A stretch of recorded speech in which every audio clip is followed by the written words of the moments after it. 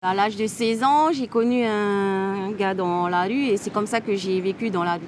Je n'ai pas été chassée par ma famille, bien au contraire. J'ai eu une bonne éducation, mais j'ai été rebelle à cet âge-là.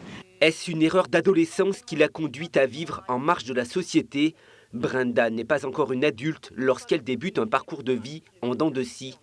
Pendant de longues années, elle a été l'une des SDF de Papeete, une ombo, comme elle préfère le dire pour parler de son passé.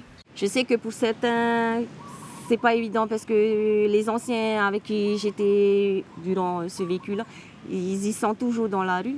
J'ai beaucoup de peine pour eux aussi, beaucoup. Pendant 20 ans, elle côtoie les difficultés quotidiennes des sans-abri, les violences, la drogue et l'alcool. Mais elle ne s'est jamais sentie en danger, confie-t-elle. Au fil des années, Brenda réalise qu'elle doit sortir de la rue. Il y a 10 ans, elle choisit de reprendre des études, soutenues par les associations et Père Christophe. Là, j'ai commencé à vouloir me dire que ça y est, ça suffit. Là. Le fait de voir mes amis boire, fumer, c'est pas que je le pointe du doigt, mais ça te fait réagir également. Il fallait que j'arrête tout ça. J'ai beaucoup regretté de quitter mon école en quatrième et décevoir les personnes qui ont toujours été là pour mon éducation. Rouvrir des livres, suivre des cours s'avère difficile. C'est comme si j'avais lancé un défi avec Père, alors il fallait que je donne tout, quoi. À plusieurs reprises, j'ai voulu abandonner, parce que pour moi, ça a été dur, à plusieurs reprises. La jeune femme s'accroche, les révisions se font à la lueur des réverbères, la nuit après les cours. Sa persévérance paye, elle obtient une équivalence du baccalauréat.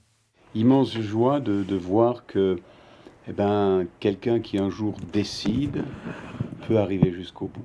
10 ans après ce premier diplôme, Brenda se plonge à nouveau dans les livres du musée de Tahiti et des îles.